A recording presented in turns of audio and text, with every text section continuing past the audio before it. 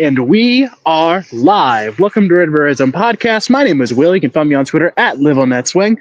Joining me today, I've got my two amazing co-hosts. Why don't you two introduce yourselves? Yo, it's Jackie. You can find me on Twitter at JSanDiego. That is with two O's.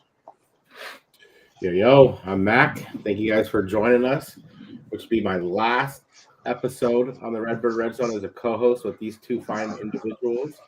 But you guys are in good hands. I think our new co-host was with you guys last time. He'll be joining us in about a half hour. But I just want to thank each and every one of you guys, man. It's been a great run. It's too bad we haven't had more success as a fan base. I don't think we've never even done a Cardinals playoff win, have we? Not a win, but we've done a game. Ugh, I like to forget about that game, but me too. From down the list, man, from Johnny, Derek, Colby, Nick, all you guys, man, you guys in here damn near every week. I appreciate it, and I know these guys do too. And I'm looking forward to seeing what Jackie and Will do in the future. I know it's in good hands, man. But so this is our season finale. So we're here to talk about the 8 and 9 Arizona Cardinals, and at the end of the day, Cardinals were better than what Vegas thought we were going to be. Whether the fans are disappointed, sure. I mean, we were in first place, had the whole division in our grasp, but I think most of us from day one thought that this is going to be a 3-year rebuild. And so we've taken a step. This is Kyler Murray's first full season with this regime, and with a new wide receiver one, I'm hopeful that that's just going to continue to grow. At the end of the day, Marvin Harrison's impact probably wasn't as big as what we would have hoped, but his stats are still right there. And for a rookie wide receiver, I think that's all you can ask for. And with those two at the helm, for the foreseeable future, the Cardinals are in good hands as well. So looking forward to big things from this podcast and the Arizona Cardinals in 2025. For sure. I think we are closer than we think. We doubled our wins from last year. I think that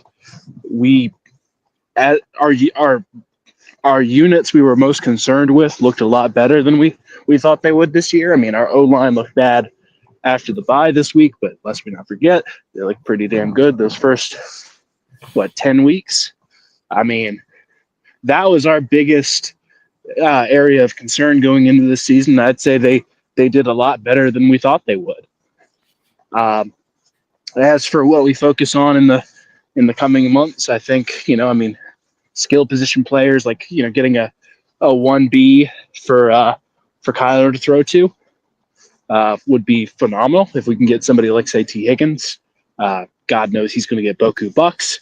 But, I mean, I think we are a lot closer than even the most optimistic people thought we were at the beginning of the year. Go ahead and introduce yourself, Gule. I see you in here. Yeah, sorry guys, I was a little late. That's on me. Hopefully, is my mic working? Yep, we can hear you. Sweet. Okay. Hi everyone. I just like to say that how much of a week this time has can change the perception of how we viewed the season. I think the fact that we started so successfully, going 6-4 into the bye, having we're winning the NFC West, we're doing so good, and then having it go down the way it did, we were still kind of left this sour feeling. But even just a week later, I think we're all feeling a lot better about kind of the direction, especially considering the quarterback play we saw this weekend during the playoffs. I know there was a lot of discussion about guys like C.J. Stroud and Sam Darnold and guys like that who didn't have the best quarterback play. And I remember that being a huge topic of discussion as can you win with Kyler Murray? You saw what happened last weekend with all those guys. Didn't play very well. But some of those quarterbacks who didn't play well also won games. So I think it's good to kind of just take a step back and take a look around and okay, maybe it's not all doom and gloom. Maybe we're just fine. As Will would say, it could always be worse, for sure. Absolutely. looking around the league, I mean, it's Also, pause. Will Stradamus strikes again. Mike McCarthy out in Dallas. This has been a certified Will Stradamus moment. You think he's going to land in Chicago? I mean, I heard Pete Carroll like a month ago. I wonder what the hell happened to that. I think that'd be a better fit if I'm being honest. Pete Carroll? I guess the Drew Petzing interview didn't go very well from quote unquote sources. It didn't go very well. It's all.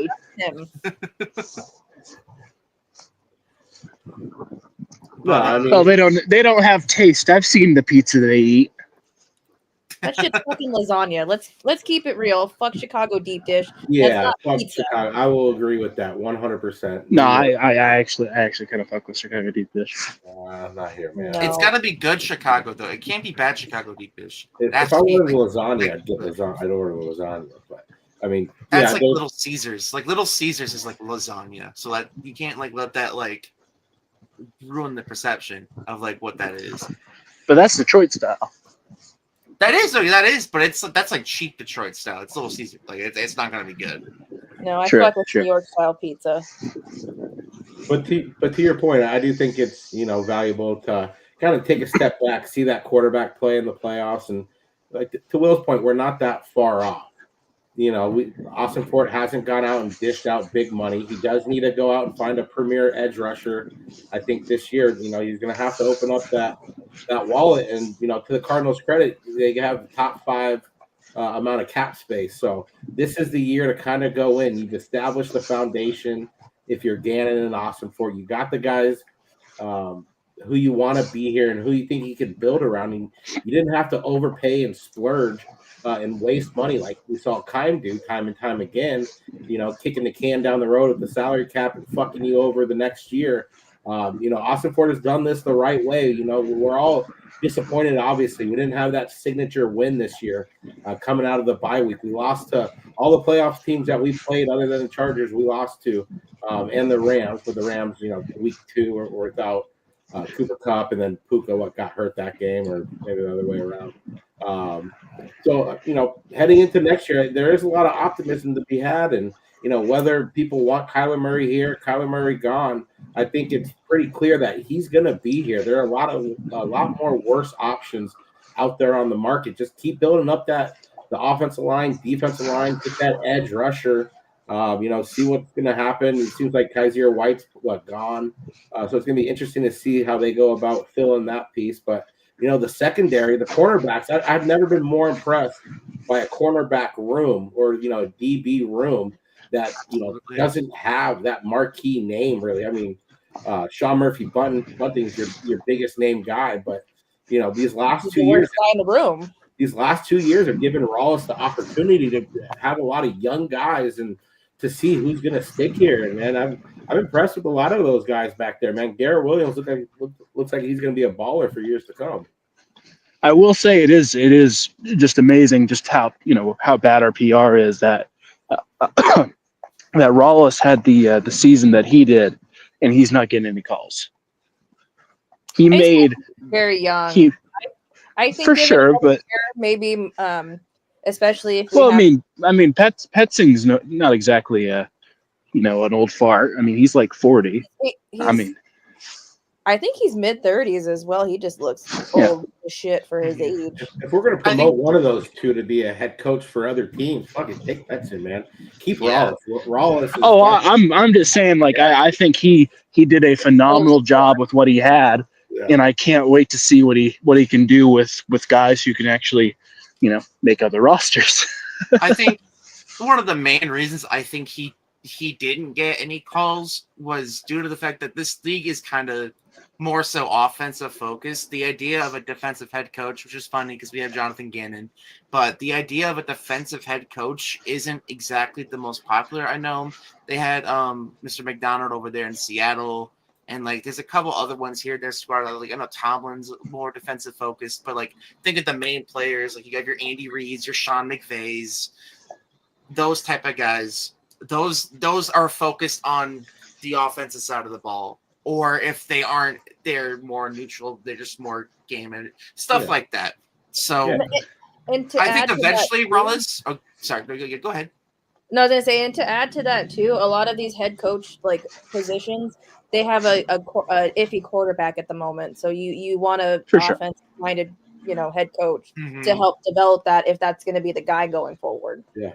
If he quarterback or a young quarterback in Caleb Williams or Trevor Lawrence as well, and a quarterback that needs to get over that hump with Dak Prescott. If I'm interested to see what the fuck's going to happen there in Chicago or in Dallas, man. I can't wait for Jerry I've said it once. Dion and then fucking draft his son 4 rounds above projection in the first round. Fucking this guy. I've said it once. I say it again. They are trading Dak. They're trading that pick. They're landing at least one of the premier Colorado kids. I mean, funny you should say that with the whole Deion Sanders rumor that dropped. Also, like, I know. That's where I'm going with it. I'm sorry, if that were to happen, looking back in hindsight, we're gonna be like, oh, yeah, that was so obvious. But because his kids aren't there anymore. Shadow's graduated. Shador's graduating. He's going into the draft. Travis Hunter is an honorary kid at this point. So there you go. But to dip immediately like that would be mind blowing to me. I can't see it happening. But he's done it before, and that's yes. and that's kind of his whole thing when he got hired out there. It felt like the whole narrative was he doesn't fucking want to be in Boulder.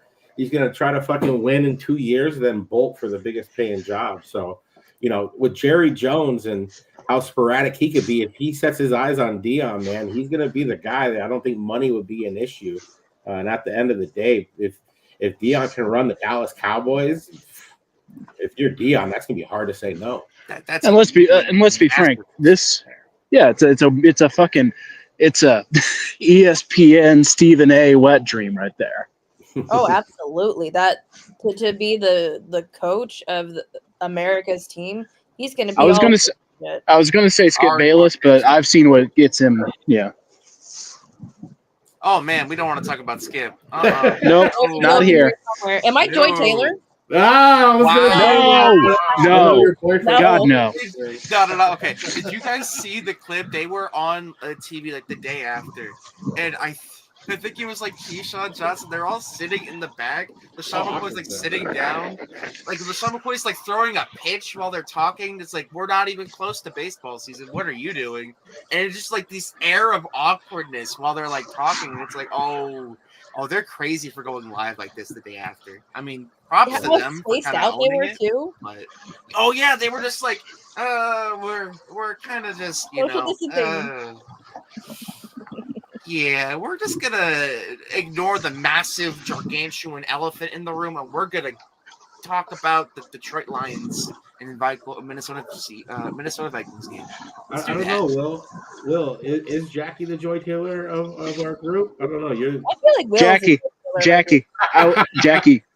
I'll give you a $20 Del Taco gift card for some feet pics. Oh, that's a Skip Bayless. Wow. Right there. Come on. Not the feet pics. That's on OnlyFans. Then we'll talk. That's on our OnlyFans, man. That's what's the OnlyFans called, Jackie? Hose and Hose. Use promo code HOSE for 50% off your first month subscription. Promo code Skip Bayless. Hashtag Skip Bayless. Free Skip, dude. $2 This is how million. down bad we are that in the off season we're talking about sports media drama. Speaking of sports media, though, to get a little back on topic, I saw a very prominent Arizona Cardinals podcast, very clickbaity thumbnail, talking about should the Cardinals bring in these quarterbacks for QB competition, and the thumbnail is Sam Darnold and Justin Fields.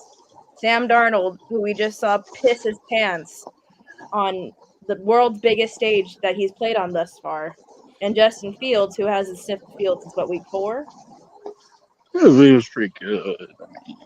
But to have a quarterback competition, I think Justin Fields is a backup. Sam Darnold is going to find a QB job somewhere. There's going to be a fucking lowly ass team who's going to pay him a 1 year, 2 year deal. Jets. Yeah, there's going to be fucking a team like that. Because this QB class isn't that fucking strong either. So if you need a stopgap, this is really the perfect year to be able to do it. Especially like they're saying Jackson Dart's like climbing up scouts like draft boards, and I'm like, what happened? What happened? Well, no, I mean we all know Jackson Dart's going to the Giants at 3. Let's be real here. They're not drafting a black. They're not drafting a black quarterback. They had Gino. They had Gino for like a half a second. There's that one picture of him. Wait, Gino was on the Giants? Yeah, I have to find the photo. Hold on. Wow. I will send it in the Twitter chat. I smoke a lot of weed. I don't even remember that. But you can miss it. It's mock draft sim season for me, and that one of the ones I use I think has accounted for this exact narrative. So I'd go into the mock draft. So like number 3, it's the kid from Notre Dame. It's like, oh, that's not happening until like round 5.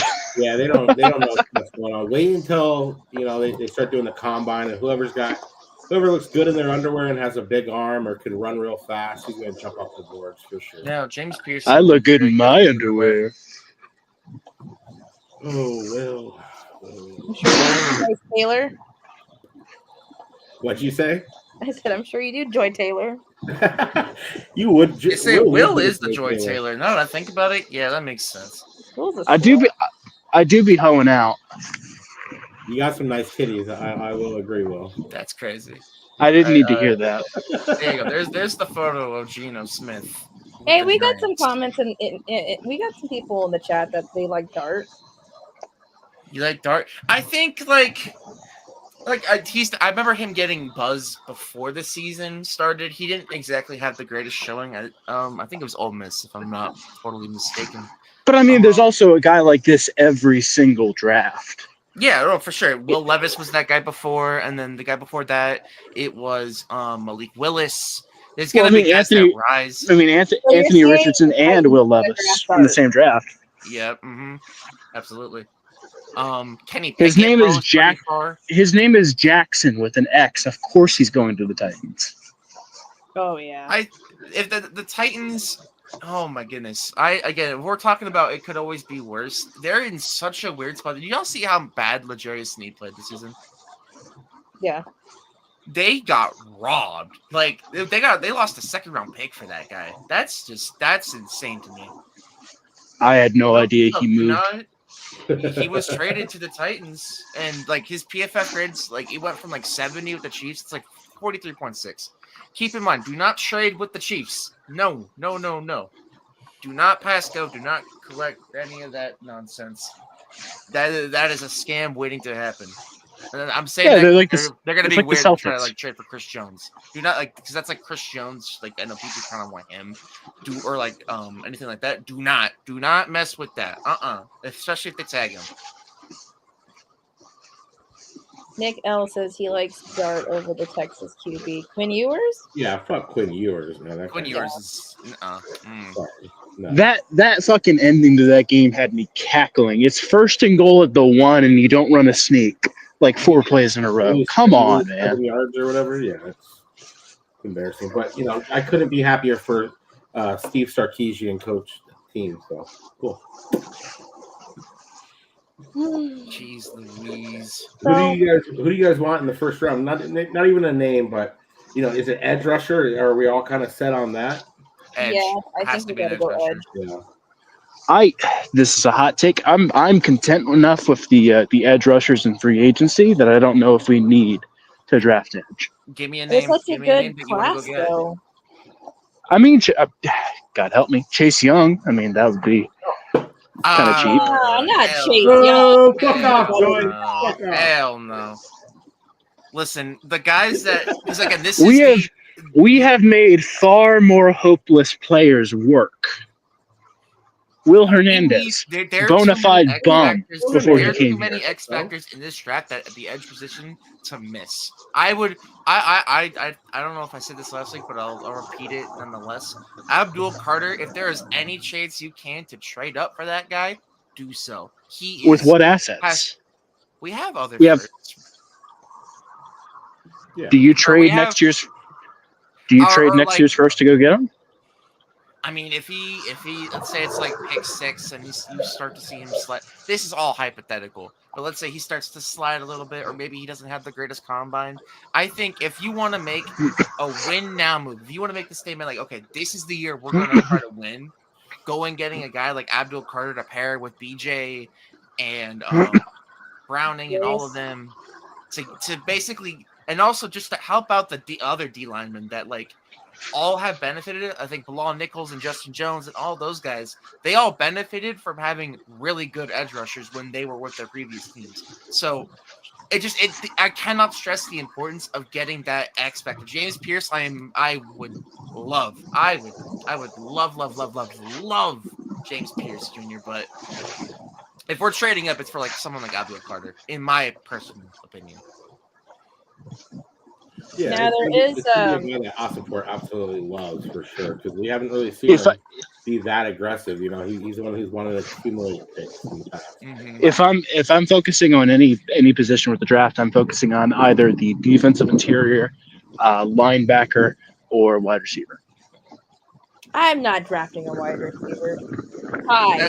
That's a third round pick. That's a Yeah. day 3 pick. There's just not a lot of good, decent ones out in free agency that are going to be available. So, we do need to get another weapon, I think, across from, Marvin Harrison one way or the other. Whether that's, What was can his Michael name? Wilson step up Golden? and be that guy? Who? Golden from Texas, the kid that ended ASU season pretty Yeah, much. I mean, Right? I feel like this is a decent wide receiver class, so I wouldn't mind doing that, but it does feel like we also need a vet. They We wanted need a vet Trey Jones to kind of be that guy, and he start the season hurt. More times than not, you're not going to be as productive as hoped. So it's going to be interesting what they do to fill that wide receiver too, because I do believe that is one of the positions. There's not a lot on the offense. I feel like the offense is fairly set for the most part, but that is a spot that I'm going to keep an eye on this offseason. Nick Nash is a great shout. I do like that in the later rounds. He would be a great. He wouldn't be an awful fit for this offense. Not at all. Because you don't want to get a guy, especially if you're so reliant on the run. If anything, if I'm drafting another like key offensive position that's not offensive line, there's a part of me, even though we just drafted Dre Benson, if there's a really good running back on the board, it's gotta be Motherfucker. I Genty. would be interested. Janty is going to be a cowboy. He's the most not a obvious cowboy team in history. No. It's going to be That's a Jerry Shador Jones or salivating Travis. Jerry Jones red button, got the button to the missile type move. That's a jersey sales move right there. That Ashton Jensen's a jersey sales move. He's also really fucking good, but it's going to be Shador or it's going to be Travis. Yeah, and it'll be one of those, and then Janty will look real nice in a San Francisco uniform, running us over twice a year. Oh no! Why? Don't speak that into existence. I'm just being real. McCaffrey's done. Listen, if they know that running back is going to go to an NFC, or if Genty's going to go to any NFC West team, he's going to somehow end up on the Rams. So you'd have the Kyron Williams Genty duo, and we're all going to cry ourselves to sleep as Sean McVay continues to seek the aura out of all of his players to get more championship level talent. I don't know how quickly they've done that rebuild. By the way, that's crazy to me. We've sucked since that playoff game. They've ring chased, got the ring, tore it down, are back now. We're still kind of like, oh, we're almost there, guys. We're almost. Are you talking about the Rams? Yeah. Yeah. It's been 4 years. Get out of them because they were hurt, and then once they got back to 100%, now they're on this crazy ass run, winning playoff games in our field. So, I gotta see, I put Matt Stafford as kind of like washed heading to the season, but he looked hella fucking good in that playoff game, man. He still has it, another couple of years. He's got the receivers. You got Puka and Cooper right there. Kyron Williams, one of the better running backs in the NFL. Yeah. It's a tough team, man. It's a tough division in general. It's just tough to fucking win in this league when you don't have it all put together. We clearly saw that. And, I didn't get to do my little positivity remarks at the beginning of the episode. But, yeah, we doubled our win total. We were projected to win 4 to 5 games again this season. Expectations got real high once we started to get hot. But, it really started to show the lack of personnel that we had on the back end of the season. And then, the offensive line couldn't play up to par. Injuries happen. And, that's when you really come down to earth and realize that we're not close to contending this. We're not contending this year, but we're getting close. This is something we can build off of in a 3-year rebuild. So I like the direction we're going in. Nail the draft and spend a little money in free agency. And plus we took care of extending 2 key pieces in James Conner and Budda Baker, the cornerstone of offense and defense. And you can't realistically move off of Kyler Murray if he's not the guy. But, we watch these playoff games that most people rank above Kyler Murray shit the bed in the biggest game. They shit the bed in the biggest game. It wasn't just a whole team effort. The quarterback specifically shit the bed. Look how bad Justin Herbert is. He's on the same level of been with the Chargers for some amount of years, no playoff wins, throws 4 interceptions in a playoff game. And it should be noted, it's peak bullshit season right now because NFL.com did their year-end QB rankings. 1 spot ahead of Kyler Murray. Your other favorite midget, guys, Bryce Young. Hey, I like Bryce Young, man. Other than I got him in my dynasty league, and I'm gonna fucking kill myself the first year. I'm happy he's kind of turned it around. I'm not. Well, you're a hater. Yeah, because I had to watch him destroy my beloved Arizona Cardinals live in person, and it broke my tiny little heart. I think I can one up you. I remember even on Panthers, like heartbreak. So I went to the game where Cam Newton returned to the Panthers for the first time when he was the I'm back game. I was there. I was there, and I can't tell you how embarrassed I was. I was like, oh God, what happened? Was that the year we had? Was that the year Budda Baker was out that game? And we got yes. Who was that fucking safety that filled in for him? I swear he was cut 2 games later. But was it Banjo? No, Banjo stayed. Banjo was special teams mainly. Yeah, this dude was on and off. But at the end of the day, it's hard for me to talk shit on any other quarterbacks too. I'm still a Kyler Murray. I still believe that we need to, he needs to be here next year. He gives us our best opportunity to possibly go deep. Into a playoff run, entering his 7th year, 8th year now. It's gonna be 7 years, but when he hasn't won a must-win game yet, and when he looked worse than even Justin Herbert pretty much did against the Rams that one playoff game. I know he was year 3 or whatever. I'm just not giving a pass, man. You're in year 6 and you're throwing for 21 touchdowns. That's just not elite QB stuff. He still has to make that next step. Just like this team needed him to be the guy coming out of the bye and just couldn't get any really a win when it mattered. And to me, that was one of the bigger disappointing things is the 49ers expected to fucking run away with this division. We're down this year, so that was a prime opportunity to come in there. And try to steal, a playoff fucking, a chance for the playoffs.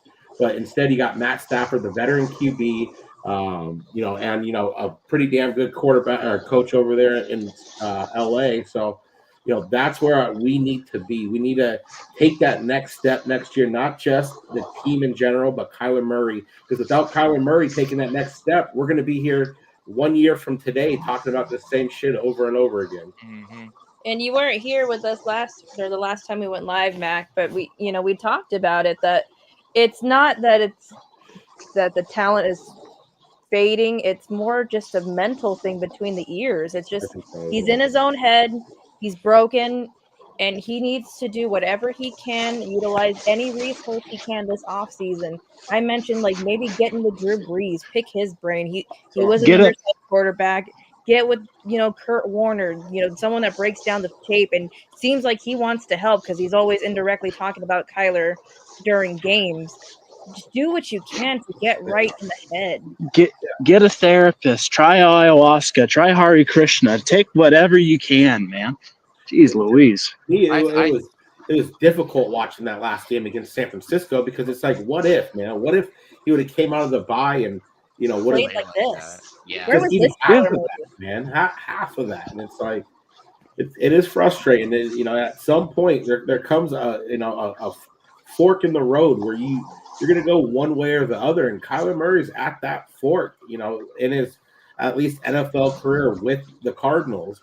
The Cardinals have bent over backwards time and time again to try to accommodate him. But heading into this year too, I even said, if your wide receiver one's a rookie, and sure you got Trey McBride too, but you need to be able to have at least two receivers that can kind of spread open the field, especially I feel like this day and age. Unless you're like Lamar, who's willing to break down teams more with your legs, which Kyler's a little more hesitant, or you have a Derrick Henry. Obviously doesn't hurt having him behind Lamar right there, but just that signature win is I think what we all need, and he needs desperately next season. That's what I'm saying, and I've been saying it, for the past few weeks, is that when you need him to make a play, he's got to make a play, and that's my biggest criticism. Is I have yet to see him really make a play, and it's frustrating because I know I've seen it in games where it never mattered. I saw it all his rookie year, and early in the season we see it. Yeah. And I think what kind of needs to happen is I remember they talk about it almost every time they were on the broadcast, how Kyler Murray doesn't feel that he needs to be Superman anymore. He can rely on the other pieces of his offense. I call bullshit on that. I've seen him try. Well, obviously, but I think that mental hurdle of like, okay, I don't have to be Superman, so I don't need to make these plays. When it comes time to make the plays, he's in that mode to be like, okay, let's do this. I think he needs to find that middle ground where, yes, you can rely on your James Connors to get you 4 yards of carry. You can rely on like Trey McBride to be open right over for the little. But in that crunch time, he does have to step up. Yes, look at Josh Allen. Find that middle ground. Crunch time. Yep. Look at Lamar Jackson steps up. Patrick Mahomes has done it his entire career. Not to say that he's Patrick Mahomes level. Nobody's Patrick Mahomes level. I don't care. Maybe Lamar, but exactly trying to find that middle ground of yes, you can be that guy, but also still relying on your guys that have gotten you this success. Because again, there is truth in saying that you can't rely on being Superman all the time. That's just you're gonna burn out. We've seen it time and time again. I saw a stat. I'm sure you guys probably saw the stat this last week or 2 weeks, where he was, I think, the worst or one of the worst, faced pressure second half of the year, and that's something to where if you're a guy who's got speed and can use your legs, you have to break down a defense. When they're bringing pressure on you, you have to find a way to be that dual threat. And he hasn't been a threat. More times than not, he's hesitant to rely on his legs, but that's what made him the number one pick.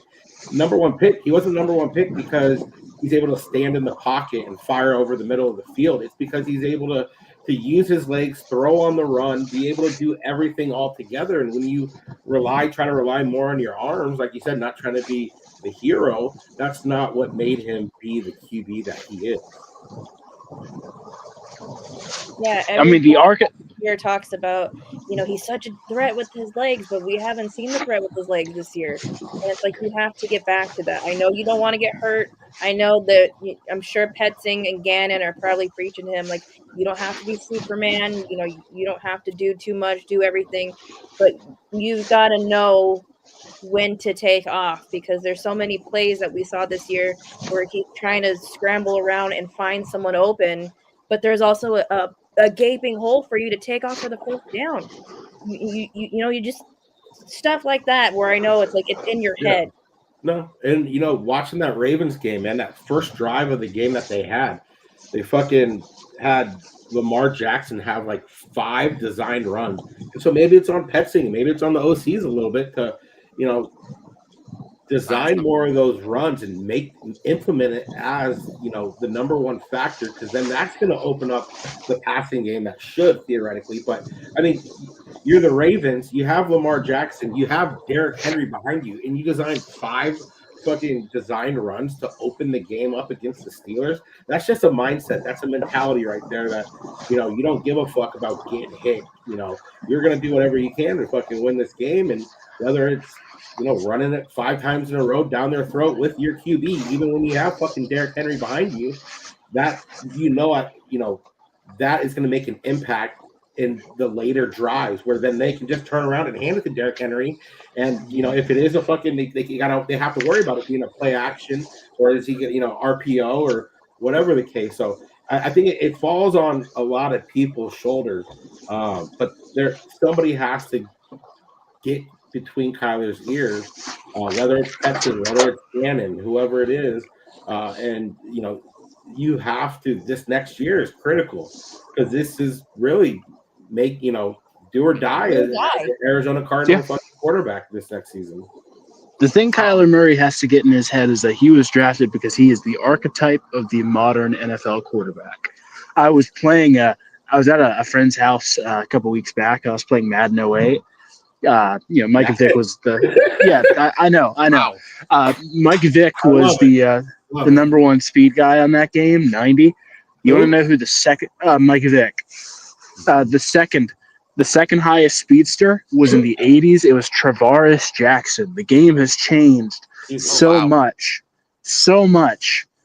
in even 15, 16 years. I mean, it is ridiculous that Kyler Murray thinks he can get by being a pocket quarterback when that was just not what we wanted from him. I mean, that's not why he became the number one pick for sure. And exactly. Yeah. To your point about designing those runs for Lamar, just going to, like you said, like it breaks down the defense, and it sets up so much later in the game. I want to take you to one of the touchdown runs Derrick Henry had, where it was that little QB option. All of the linebackers thought it was going Lamar's way. They sold out to go get him, and Derrick Henry took the ball. It was a wide open gap. Imagine that with like James Conner, who can. Not to say that he's Derrick Henry level, because no one is, but just imagine a whole James Conner could take where he can just take it 10 yards easy peasy, like every other play. Like imagine that. Imagine we had that ability, or if we had that in our bag, basically, which I think we do. We had to unlock it. But imagine if we had that in our system. That would be amazing. With Derrick Henry, fucking one of the best running backs of all time, who literally hasn't looked like he's slowed down at all since he's been in Baltimore. And Lamar Jackson. I mean, these coaches don't want to get their guys hurt, but when it's time and you have to win a game, man, you're going to do all you can. Whether it is fucking, you're going to make it a point of emphasis where you're going to run it 10 times on that first fucking drive, because then that's, half of that's going to be with Lamar. That's going to open it up later in the game, fucking either in the pass game or the run game, when you're able to fucking be successful, early on in the games with your quarterback, your mobile quarterback. That's what makes him so special. That's what's just so frustrating. It feels like we get in these lulls, and it's like just try to be a pocket passer. And I mean, we saw games where there is 0 designed runs, and that's unacceptable. That will never be acceptable for me when Kyler Murray is your quarterback. Yeah, that is egregious. But I also want to point out too, when we're officially eliminated from playoff contention against the Rams and against the Niners, even though like we only scored 9 points against the Rams, I felt like our ball movement and downfield passing was a lot better. I think that was like Marv's best game, because I had kind of made like a snarky joke to Colby. We watching the game like after Marv got like his full pass. I'm like, okay, there's Marv's 3 catches per game, and he ended up having a lot more targets, a lot more catches. But just like I felt like the ball movement and the plays like calling was more creative, and even the aggression in a meaningless last season end of the season game. You're running a fake punt. You're doing all this extra shit where it's like, where was this aggression and like savvy when you needed it most? Because it wasn't like we got blown the fuck out against Seattle, against Minnesota, against Seattle again. It all came down to like a 1 possession game. Yep. So those are the types of plays that could have possibly changed the outcome of those. And who knows, we could have been watching us get our asses pushed in or shit pushed in the playoffs. But hey, we would have made the playoffs. So yeah, exactly. Yeah, exactly. That was the next step. That is the next step for this team. Yeah. Is make the playoffs, and then whatever happens, but use what you Or- found, what you've done in that playoffs, and then go from there. Or we're talking about how we beat the shit out of the Vikings this week. Oh yeah. There's a universe where that's the case. Remember, we were beating in our them. stadium. We were beating them. We were beating the Minnesota. Oh, Vikings. that was And- I think the most frustrating game this year. Mm-hmm. Yeah. You're right fucking there, man. And that's again stuff like that where it's like it's a learning experience for guys like Gannon who was like, okay, Yeah. now I know like if there's like if it's an opportunity where like okay, it's probably smarter to go for it on fourth year instead of kicking the field goal. I do that now. This is all valuable experience for all of these guys involved. Marvin Harrison Jr. All the stuff that's been said about him this season. I hope he has like a big old checklist of things he needs to do or needs to improve, and all the comments that have been made about him, and I hope he like just stares at it all off season and just uses I want to see a fucking Charlie Kelly conspiracy board in his house when he's shooting behind the scenes photos. I want to see. Is one of those guys that's going to be on that board. Well, I'm exactly here from Marv, man. I mean, in Ohio State, he didn't see the coverage and packages he thought he's seen here. You know, he was able to get away with his natural athleticism more times than not. You know, and here especially I was listening to who was I listening to? On the Big Red Rage, they had Roy Green on tonight, and he was talking about before. Was it Roy Green? Fuck, it wasn't, because he's talking about Jake Plummer. Who was it? Fuck, I can't even. I turned in like halfway. Was it Moore?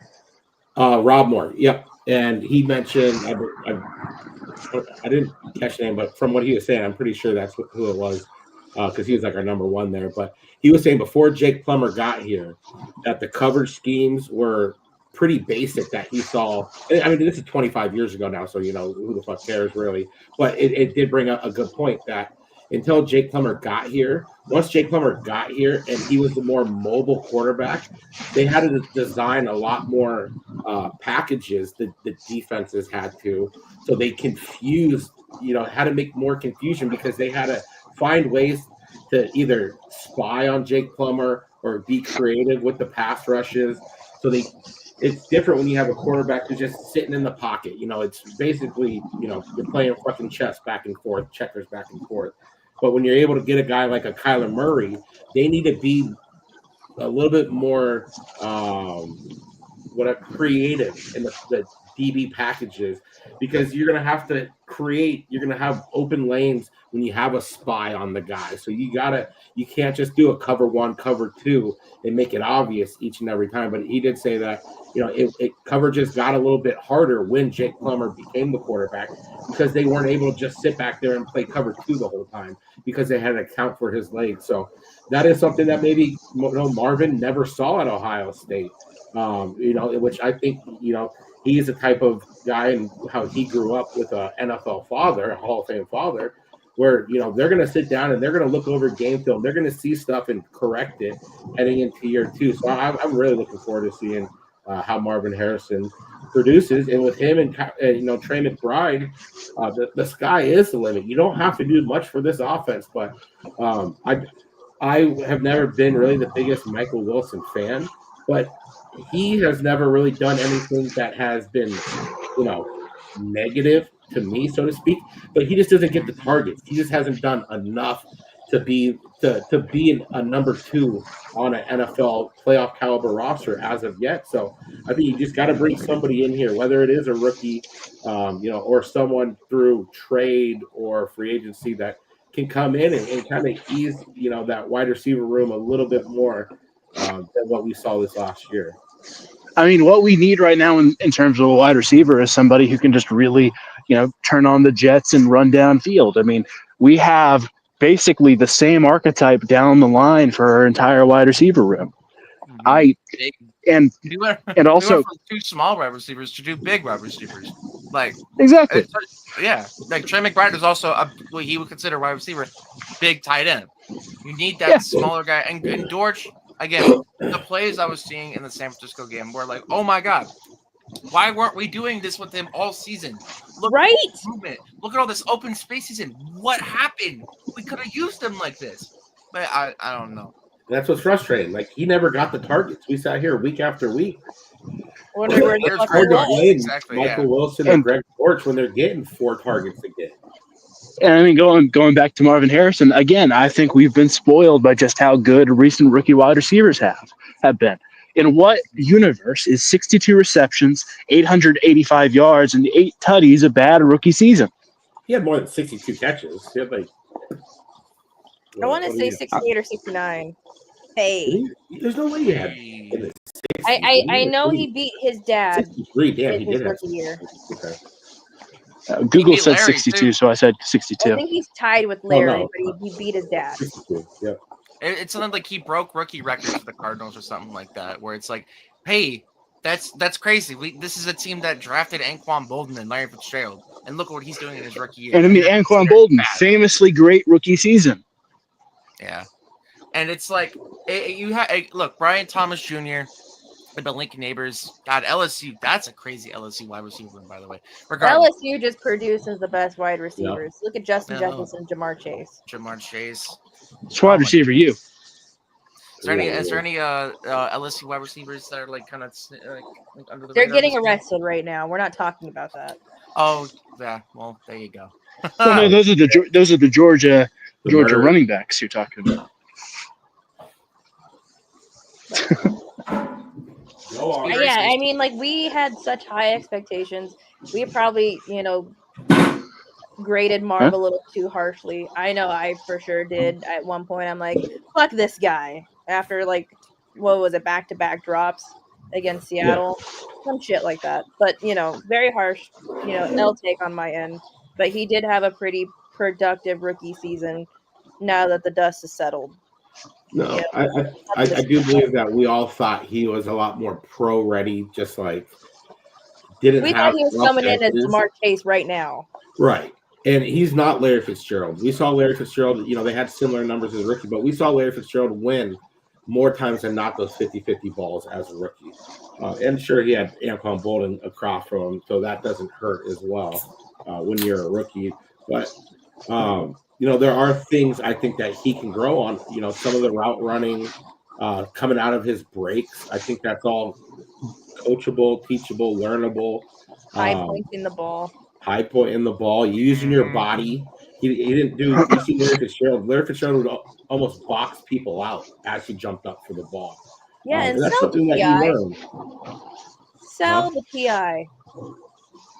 That's what DeAndre Hopkins was so good at when he was Yeah, here. he was good at selling getting the those PI. PIs. Yep. Yep. I think he'll only get better at that. He did have such high expectations to where, you're not going to sneeze at fucking 885 receiving yards and 8 touchdowns.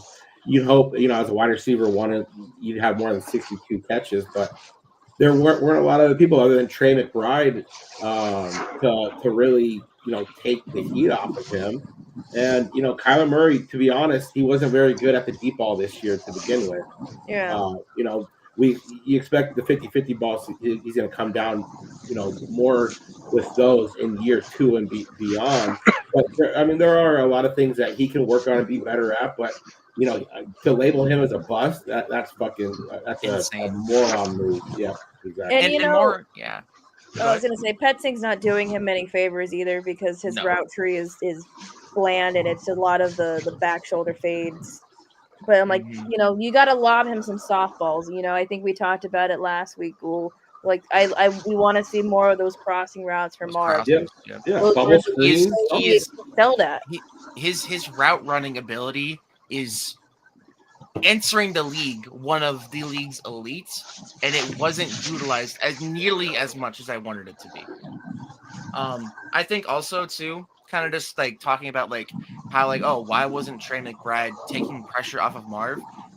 The DB isn't going to cover a tight end most of the time, unless it's like a very unique scenario where like you're not going to have like a DB on them. It's usually going to be like a linebacker or a safety or whatever the case may be. So Marv is facing CB1 every game basically. Yep.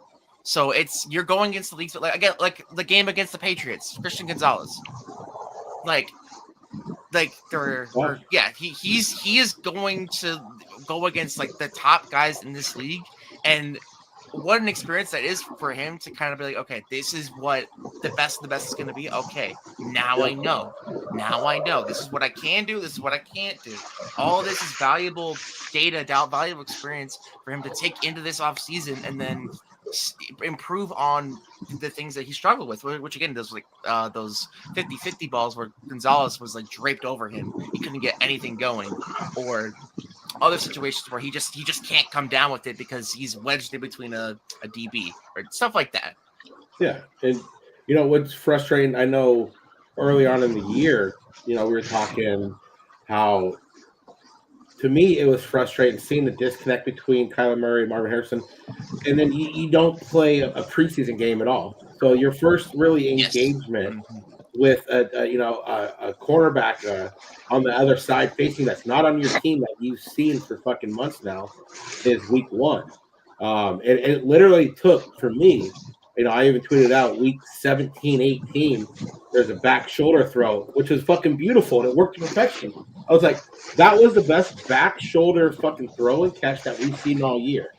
Why did it have to take 17, 18 weeks? And, a lot of that's on Kyler Murray, too. He's got to be the conductor of this train, this offense, and he's got to be the one out there forcing him and Marvin Harrison to be out, whatever it is. I mean, they did that towards the end of the season. Yep. And that's what was frustrating, is that we saw it a lot more at the end of the season, especially those last 2 weeks. And it's just like, don't ever tell me you're not going to play in preseason again when that's very vital, man. There's a reason why preseason's there. And if you're afraid to get hurt, then you're in the wrong sport. I'm sorry. And I mean, how many freak injuries have we really seen in a preseason game? Let's not tempt fate. Let's not tempt fate now. Knock on wood, but we as Cardinals fans or just fans, period? I mean, I remember when Jonathan Cooper tore his shit when we had the preseason game. That did happen. And somehow we got Chandler Jones out of him. I miss him. I know he's a little insane right now, but CT's a bitch. But I missed him so much. I heard, I think like he did something recently that was like, oh yeah, he's back on his nonsense. But I haven't seen him on Twitter or social media at all. He shows up to UFC events where like John Jones is like around. I know that. Which I mean, that's maybe I feel like maybe John is like kind of like sheltering him a little bit. And like, okay, hold on. Let me help my brother this time. Which is crazy. John's crazy himself. But which is crazy because when we had Chandler Jones and John Bones Jones is getting busted for coke and all this shit, it was like, well, we have the same fucking Jones, and then it was just like, whoa. There we go. It's I see. Maybe it's just a family trait. Who knows? I mean, they're both in CTE heavy sports. I mean. Yeah. Right. Yeah. But I suppose that I should probably give a big dick player of the year. Does that seem fair? Okay. Can I get a drum roll? Chad Ryland. I was gonna say, come on down, Chad Ryland. Come on down, Mr. Trey. 2 moms McBride. Yeah. 2 moms, 2 touchdowns. 1 touchdown for each mom. Exactly. That is my big dick player of the year because boy, it is so fun watching that man on the catch and run because he's just hurdling motherfuckers. He's giving piggyback rides to motherfuckers. He's giving flying knees to motherfuckers. He plays football like a lesbian for sure. What? Hey, those are some tough bitches. I'm sorry if we ever listen. He's been taught well. He's been taught very well. I think I saw a TikTok where it was like breaking down like an offense of like different types of girl, and I think it was like the lesbians that were like I want to say lesbians were the tight ends. Fuck yeah, I can see that. You gotta be a bad bitch to be a fucking tight end. Which ones were the horse girls? You gotta be good with the balls. Yeah. The horse girls are the running backs. The what girls? Horse girls.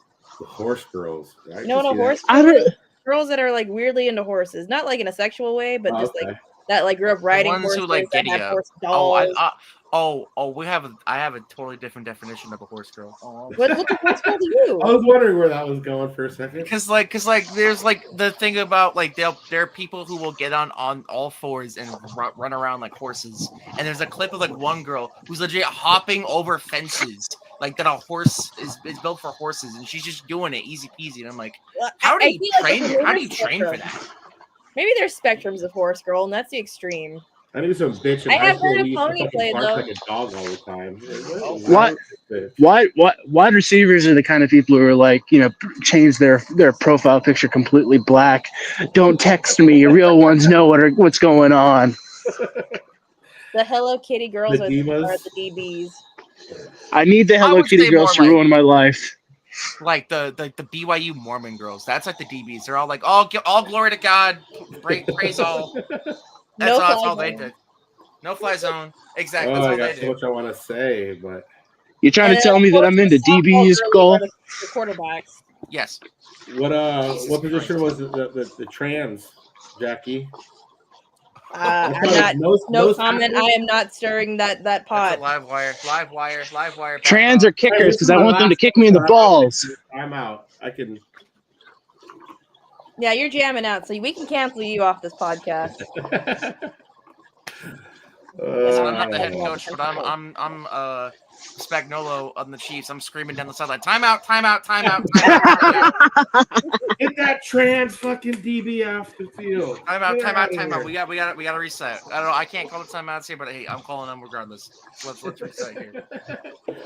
I don't care. It's too sensitive. We went through the PC era, man. We're back. What a conversation this is. Trump's your president. We're back, folks. Here we go. All right, I was waiting for that. Oh boy. All right, we're gonna we just light this it's fucking out. cigar up, put a fucking little blunt going. Let's go. Speaking of let's go. No, I'm kidding. I don't know where I was going with that. But what was it, 11 years ago, 10 years ago? We won the greatest playoff game I've ever witnessed. 9? 9? Was it 9 years ago. 9 years ago. Did Darren Irvin? I saw he posted something. It was 10 years ago. 10 years ago? Okay. I saw the Yeah. my friend sent me the tweet today, and I'm like, oh yeah. Wait, that was a Packers game? Yes. Oh, fuck. That was fucking amazing. Oh my God. What were you doing? Wait, no, Matt? it was 9. It was 9. I remember Aaron Rodgers hitting the second Hail Mary, and like my entire house went dead silent. I remember Mr. President, they hit the second tower. it was that. Yeah, it was legit. Like it was bad. I remember like praying. I literally remember praying. I don't pray a lot when it comes to sports, but I put my hands together and I was like, "Dear God, please let us win this football game." And that's what Carson Palmer did when he threw that ball up to Larry.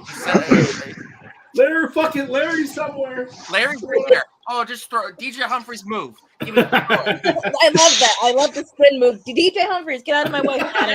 Move.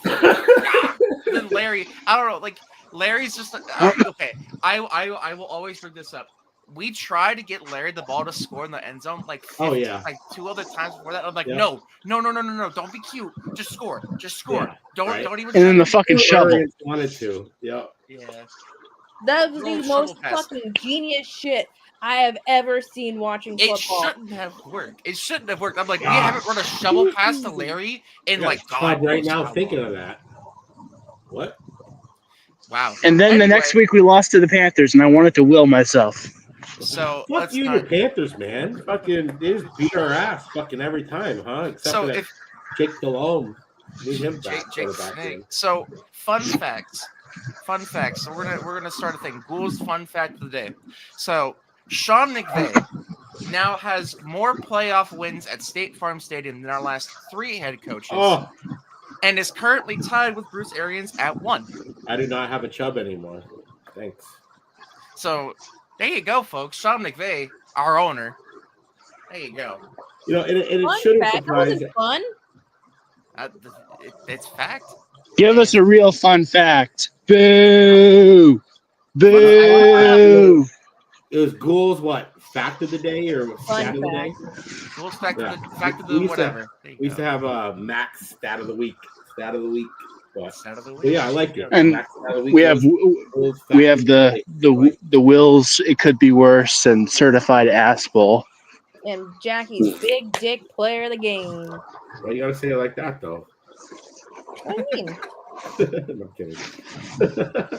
Enthusiasm. Let's go. Come on. There we go. Enthusiasm. By the way, if you guys have made it this far, this is Mac's last episode. He is signing off with us. Thank you guys. We will be now joined by Gule. He will be your new Redbird Redzone podcast co-host. Everybody, To give you guys Gule. to give you guys a little inside baseball, we actually, we came in on like a Black Hawk helicopter to Mac's mountain retreat, and we were like, Mac, we got one last job.